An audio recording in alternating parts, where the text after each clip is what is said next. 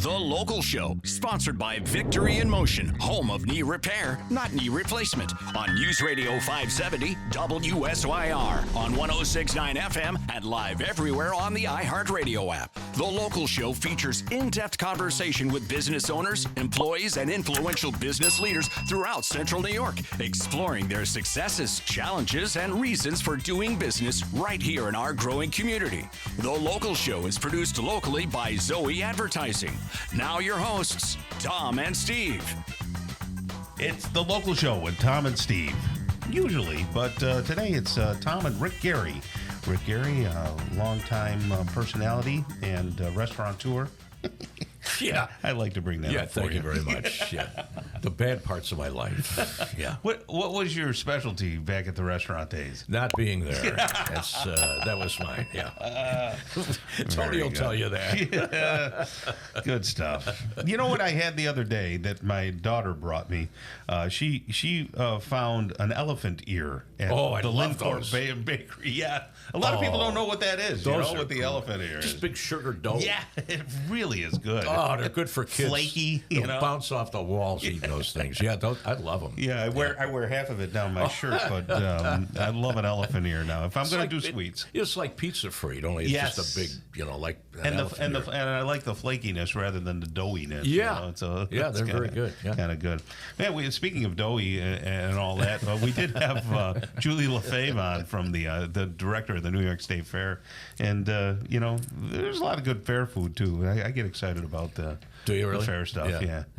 How many broadcasts do you think you've done over your career at the fair? Been there for 100,000. Yeah, or whatever. right. Yeah, there was a lot. But when I was with Channel 9, it was every day. Oh, right. That was every day. You had to do the thing. The radio, we've been out there, Good tons of golly. time. I think I've had my fill of fare. Yeah, right. Yeah, well, people don't know in broadcasting when you have to be out there. Yeah, it's different than just enjoying. Well, I mean, fair. the questions from the people like, what time's the new news? Yeah. After a while. It's the truth. Where'd you go to school?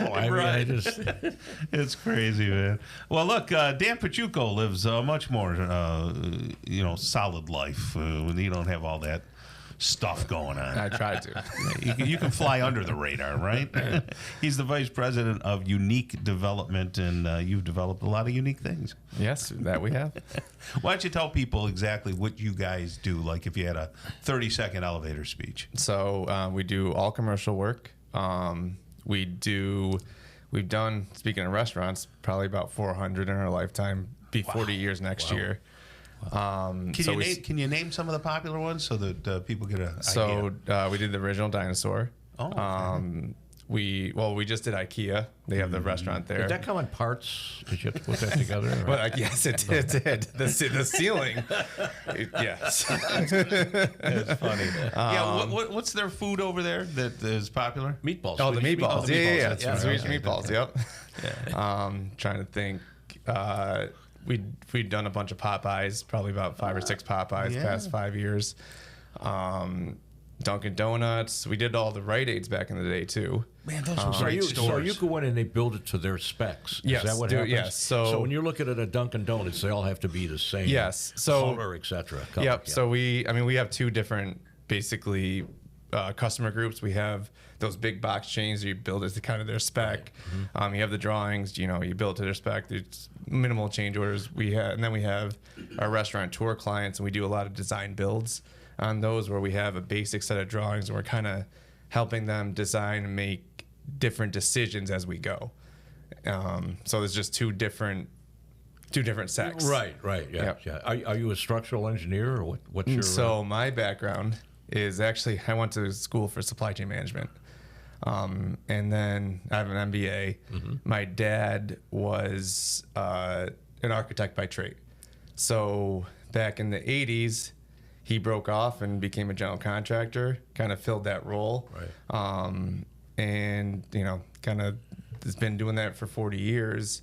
That's why we have a good design build concept, because he has that architectural background. That's it's interesting that there are like everything else, like a doctor specializes in this, and bones and whatever. And then you have that in the construction industry like this. I often wonder how they did that. So when a company like Dunkin' Donuts, did they say you build all of the ones we have, or just in a certain area? We get on their bid list. So like the big companies like IKEA. Now I'll just use that example just because we're here. We got on their bid list because of Pyramid. We have a long-standing relationship with them. We've done a lot of work at Destiny.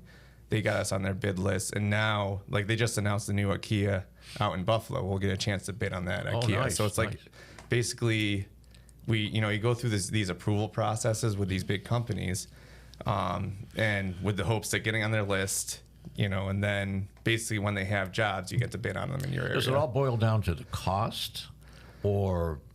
It depends. Okay. It depends. I mean, for the most part, especially the big box ones, it's going to be cost. What was unique about IKEA? Anything there that kind of you stumbled on a little bit? So with IKEA, they have these, it's called a kaleidoscope ceiling. It's like a smart ceiling, like when you have in your house, you have all the smart appliances and everything. They import it, I think it's from Sweden, somewhere over there. And basically, you have to hang it on the ceiling, and each touch point, like you have to screw it in the ceiling. Codes in Syracuse told us that every touch point on the ceiling we had to spray with new foam. And that's one of the things we didn't take it into account when we bid it. No one knew. No one took that into account. Extra money that you don't. Yeah, that was a pretty big change order that we had to present to them. But I mean, it's not anything we would have known. It's not anything, it's just the codes guy comes through. He's like, yeah, you got to go up there. So it's like after we had already put the ceiling up, we had to go back, and there's it's 90,000 square feet. So we had to every little touch point we had to go up and spray every little touch point. That probably took about three weeks just. So for 3 weeks extra. Yep. As everybody was waiting for the meatballs. Yes. How do you maintain your quality without racing to the bottom? Because it sounds like you have to be competitive price-wise. Yep. And how do you avoid racing to the bottom of the barrel? It's a fine line, because like sometimes when you're going through quotes or you're going through bids, you see all these things and you're like, all right, well, I got to include everything to make sure we're covered. But at the same time, you're like, all right, well, if they miss all this stuff, they're going to have a lower number. Right. It's a fine line about making sure you have enough in there to make sure you're covered, but at the same time, not putting too much where you're not going to be competitive in the bid. But that's a lot of the bid processes too. They sit down and they do like a scope meeting where they go through everything with you and making sure you're covered and making sure they're comparing apples to apples. Yeah. Was there one bid that surprised you that you got that you didn't think you'd get? Something that stood out?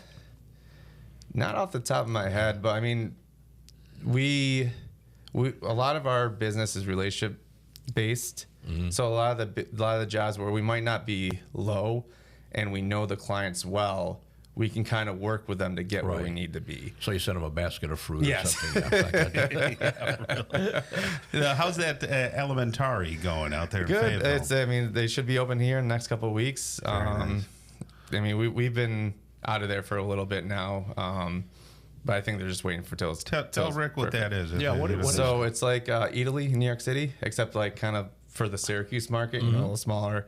But they have breakfast, lunch, and dinner. They're going to be doing a bakery. They're going to be doing lunch and then dinner special. So it's the owners of Dinosaur and Pizza. Okay. They're doing the new concept. And what's it called? Alimentari. And where is it? It's in Fayetteville, where the old Kirby's was. Oh, okay. Out there. Oh, yeah, I know it. Yeah, sure. Yeah. Very authentic, authentic Italian in the look and everything. Yep. Well, that's generalcontractorssyracuse.com is the website. Generalcontractorssyracuse.com if you want to check out what they do and everything we've been talking about. It's the Vice President of Unique Development, Dan Piciucco, right there. And you have a great rest of the day, okay? You too, Tom. Thanks. All right.